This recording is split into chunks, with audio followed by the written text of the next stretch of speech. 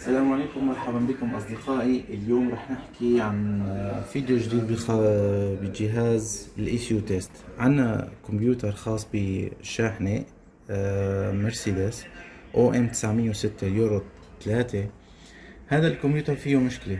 الزبون قال انه الانجكتورات ما بتشتغل او فيها مشكلة.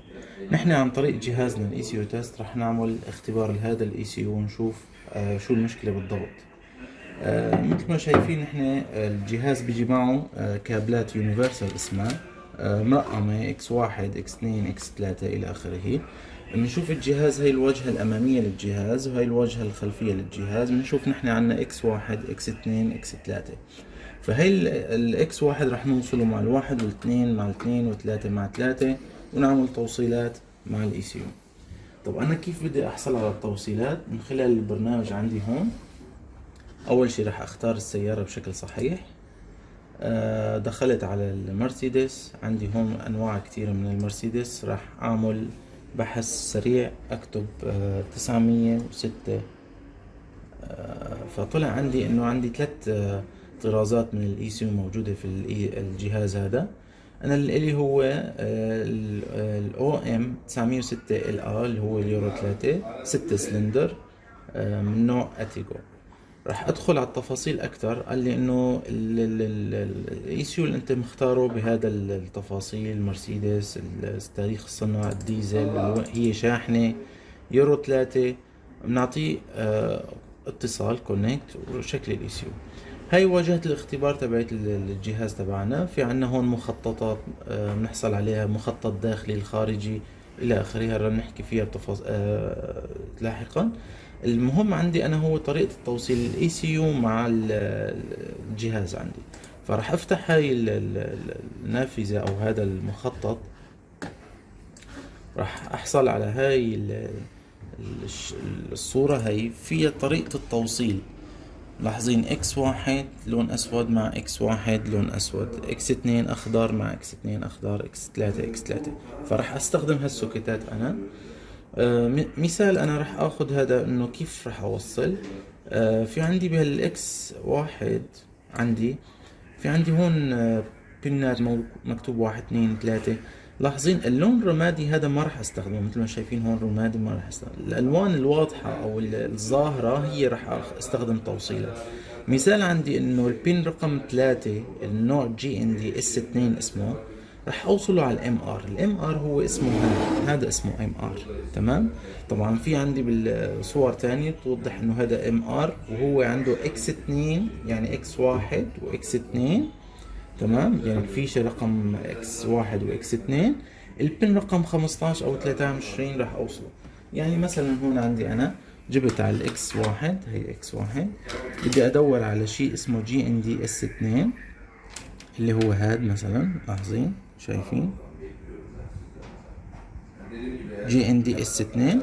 راح اوصله وين؟ انه راح اوصله على الاكس 2 بن 15. بجي لهون هي اكس 2 مثلا، هذا البن 15 بعمل هيك وبوصله. هي عملية التوصيل بتكون. هلا بعد ما نخلص عملية التوصيل راح افرجيكم عملية الاختبار كيف.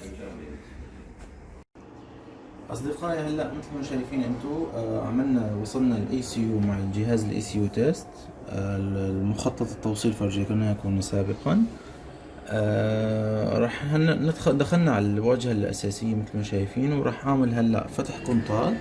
وراح أعمل مارش أند ستارت هون ونشوف نحن بالواجهة شو أعطانا قراءات. بالطرف اليساري عم بيعطيني إنه هون سنسور باور. الحساسات مثل ما بنعرف إلها تغذية، جهود تغذية من الاي سي يو بتاخدها. في عنا الخمسة فولت وفي عنا الجي ان دي بتاخد من الاي سي يو. مثل ما شايفين هون في عنا هاي الخرج للاويل بريشر، للحساس تبع ضغط الزيت. الخمسة فولت ما عليه مشكلة، لكن الارضي تبعه او الشاصي الجراوند فيه مشكلة. هلا خلال المخطط الداخلي ممكن نعرف وين المشكلة موجودة. رح نفتحها هلا بعد شوي. والفولت الخمسة فولت الخرج الثاني ما عليه مشاكل، شغال.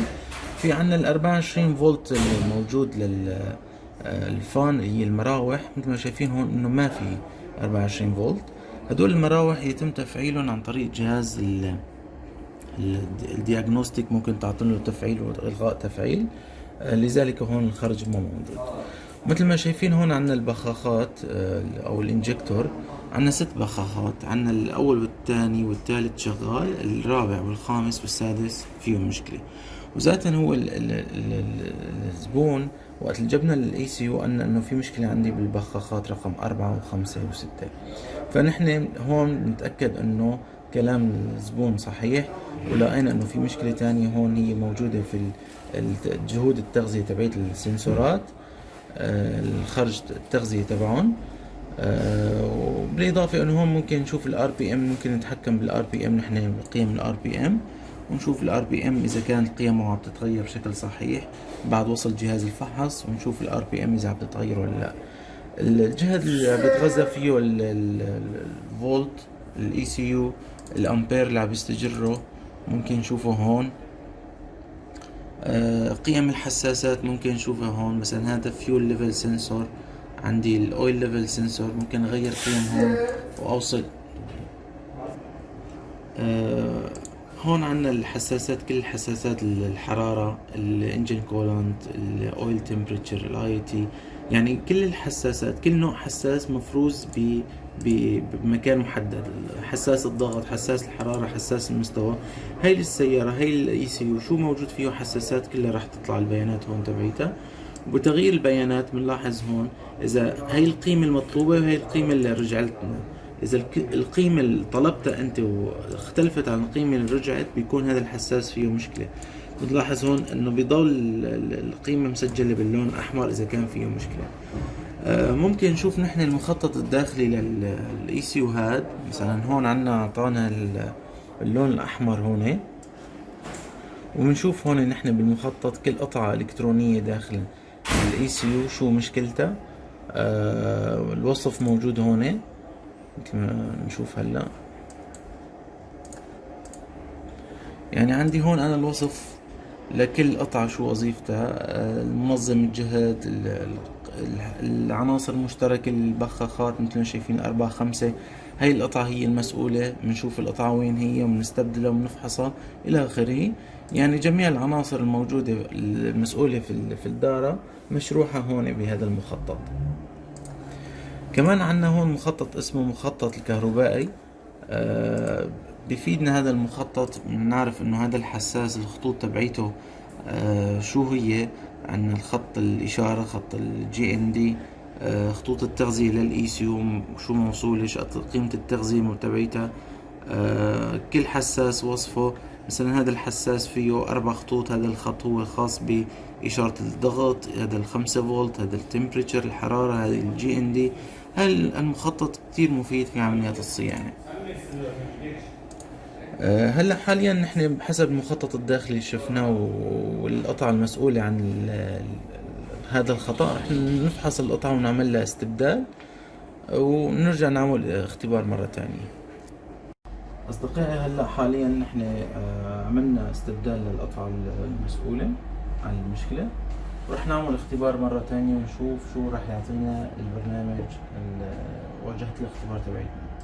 رح نعطي تغذية أول شغلة، ورح نعمل فتح كونتاك. نلاحظ لما فتحنا الكونتاك لاحظين الفولتات كيف صارت صحيحة. شايفين هون الفولتات أصدقائي كان فيها مشكلة، صار هلا الفولتات كلها صحيحة. رح نعطي ستارت، مثل ما شايفين هون البخاخات كلها عم تشتغل بشكل صحيح، كلها باللون الأزرق بدون أي مشكلة، استشجار التيار صحيح، فولت التغذية موزع صحيح.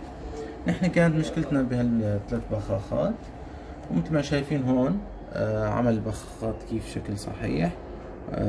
وبنفس الوقت ممكن نشوف نحن هون استشجار التيار هو نفسه الموجود على واجهة الاختبار عنا هون.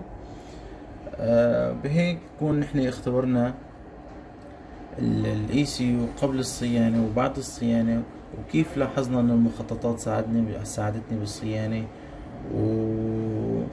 وكيف كان الاي سي يو تيست جدا مفيد في عملية الاختبار وايجاد العطل.